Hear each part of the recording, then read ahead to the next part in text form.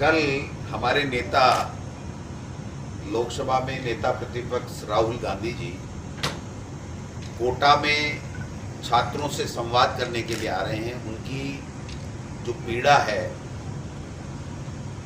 उन पीड़ाओं को समझने के लिए, उन पीड़ाओं को सरकारों तक पहुंचाने के लिए यहाँ पर कल संवाद करेंगे।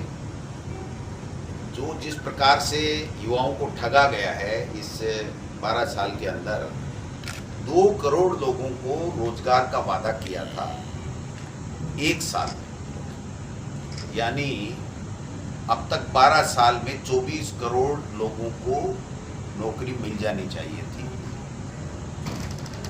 उसके बदले पेपर लीक हो रहे हैं,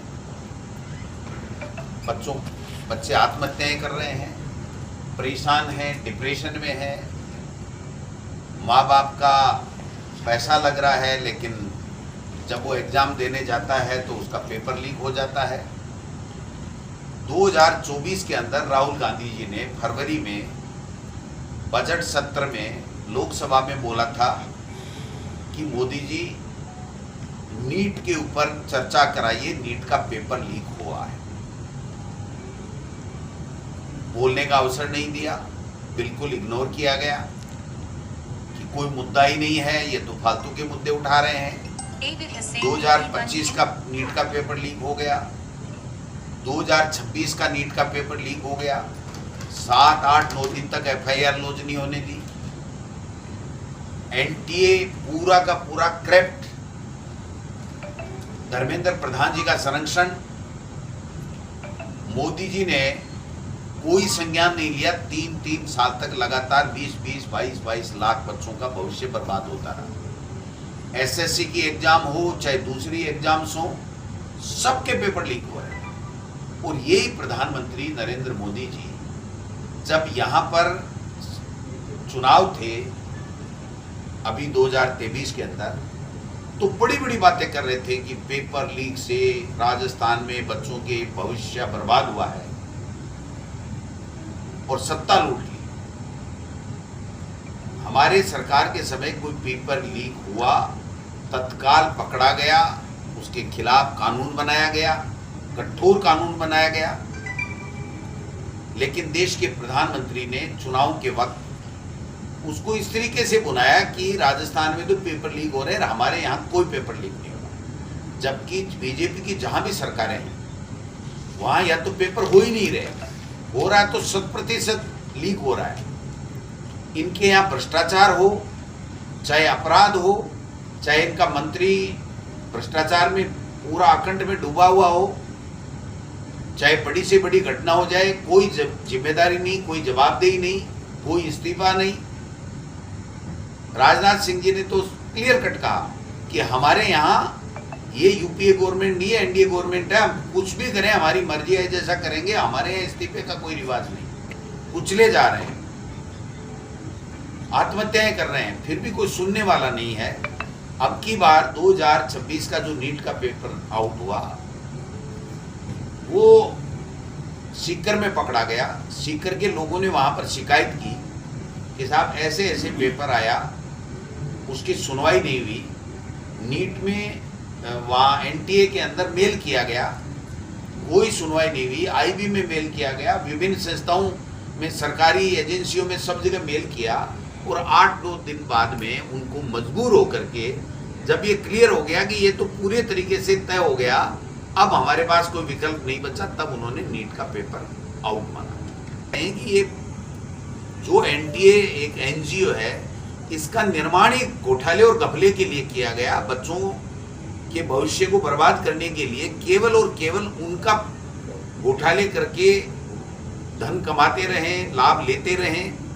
और अब तो बहुत क्लियर हो गया कि धर्मेंद्र प्रधान जी के नजदीक के लोग जिनका चयन उन्होंने किया वही लोग संलिप्त पाए गए।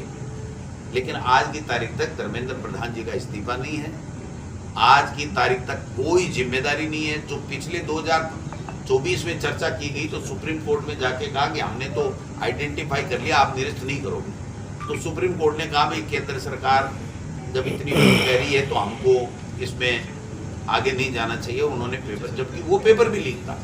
पिछला पेपर भी लीक है। आज राजस्थान के अंदर जो बिवाल परिवार बीजेपी के पदाधिकारी हैं, उन्होंने 4-4, 5-5 डॉक्टर बनाए हैं, वही पेपर लेकर के। वही सिस्टम है, वही लोग हैं जो एनटीए के अंदर से पेपर लीक कर करके और घोटाले कर रहे हैं, अवैध धन कमा रहे हैं। उनके लिए राहुल गांधी जी उनकी आवाज़ बन करके पूरे देश में लोग युवाओं को सुन रहे हैं, अपनी बात साझा करेंगे, उनके विचार सुनेंगे। और मैं समझता हूँ कि इसके लिए कोटा में कल शाम को ट्रेन से राहुल गांधी जी आ रहे हैं। ये वैसे कोई कांग्रेस का कार्यक्रम नहीं है, बट हमारे नेता आ रहे हैं तो हम सब लोग यहाँ पर हैं। ये है जो युवा जो रजिस्ट्रेशन करा करके राहुल गांधी जी से अपनी बात रखना चाहते हैं, राहुल गांधी जी की बात सुनना चाहते हैं, उनसे संवाद करना चाहते हैं, अपनी पीड़ा बताना चाहते हैं, वो बच्चे यहाँ पर युवा जो चाहे नीट से, चाहे एसएससी से, चाहे दूसरी परीक्षाओं के पेपर लीक से उनका सपना जो लूटा गया है, उनकी मेहनत को बर्बाद किया गया है। मैं समझता हूँ कि ऐसे लोगों को चर्चा करेंगे और निश्चित रूप से राहुल गांधी जी पूरे देश में अलग जगह करके युवाओं को मजबूत करने के लिए, उनकी मेहनत को सही सम्मान मिले, उनकी मेहनत कामयाब हो, इसके लिए वो युवाओं के साथ में। दिल्ली से ट्रेन से रवाना होंगे और 6 बजे के लगभग कोटा में राहुल गांधी जी, हमारे नेता प्रतिपक्ष लोकसभा, हमारे नेता पधार रहे हैं।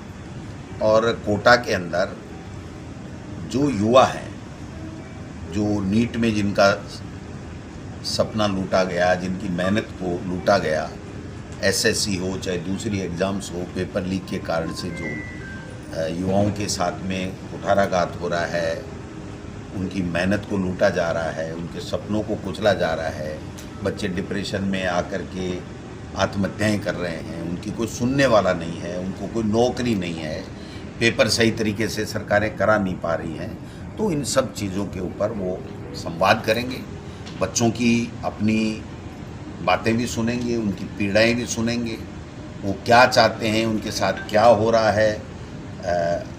उनकी आवाज़ को देश की लोकसभा में और देश के कोने कोने में गुंजाने का काम हमारे नेता राहुल गांधी जी करेंगे। हम लोग कांग्रेस के सिपाही हैं, तो निश्चित रूप से हमारे नेता आ रहे हैं तो हम सब लोग उपस्थित रहेंगे। लेकिन ये जो कार्यक्रम है वो कांग्रेस का वैसे कार्यक्रम नहीं होकर के केवल युवाओं से हमारे नेता राहुल गांधी जी का लोकसभा में नेता प्रतिपक्ष का संवाद का उनका अपना कार्यक्रम है।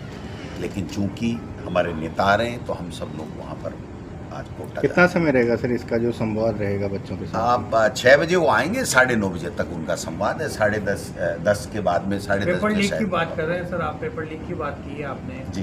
पेपर लीक तो कांग्रेस के समय भी हुआ था। नहीं, मैं कब मना कर रहा हूँ, लेकिन कांग्रेस के सरकार के समय जो पेपर लीक हुए उसमें त्वरित कार्रवाई की गई, सरकार के द्वारा सोमोटो कार्रवाई की गई।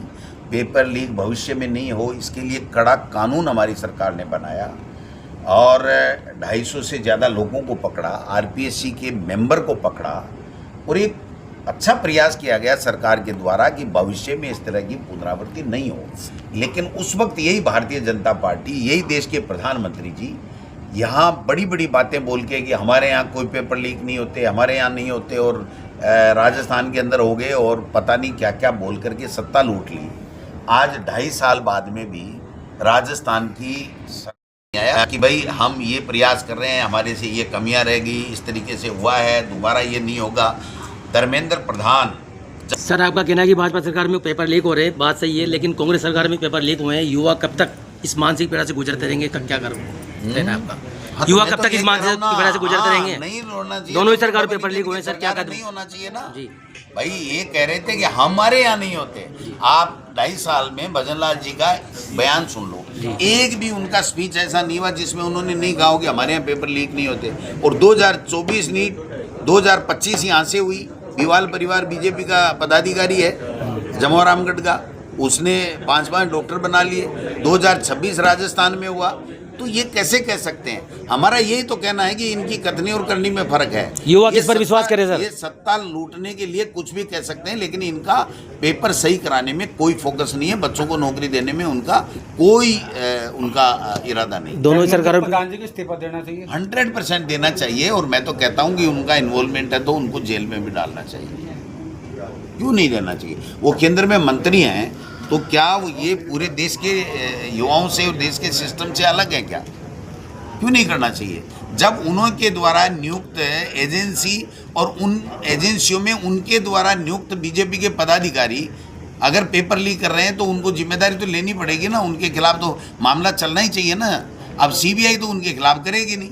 इसलिए हमने कहा है कि जेपीसी कमेटी है वो बैठनी चाहिए। और को लेकर के बिल्कुल बिल्कुल युवाओं के जो सपने लूटे जा रहे हैं, पेपर लीक हो रहे हैं, युवा जो आत्महत्याएं कर रहे हैं, परेशान हैं, जॉब नहीं मिल रहे हैं, हर तरह की परेशानी का सामना वो लोग बात कर रहे हैं। भ्रष्टाचार के सिस्टम के अंदर वो अपने आप को ऐसा महसूस युवा जो कर रहे हैं, उनको संबल देने के लिए, उनकी बात सुनने के लिए, उनकी बात लोकसभा में और देश के कोने कोने में रखने के लिए राहुल गांधी। सर आपका कहना है दोनों ही सरकारों में पेपर लीक हुए हैं, तो युवा के अपने आप को ठगा महसूस नहीं कर रहे? किसी पर विश्वास करें? कौन सी सरकार पर मैं यही कह रहा हूँ ना भाई।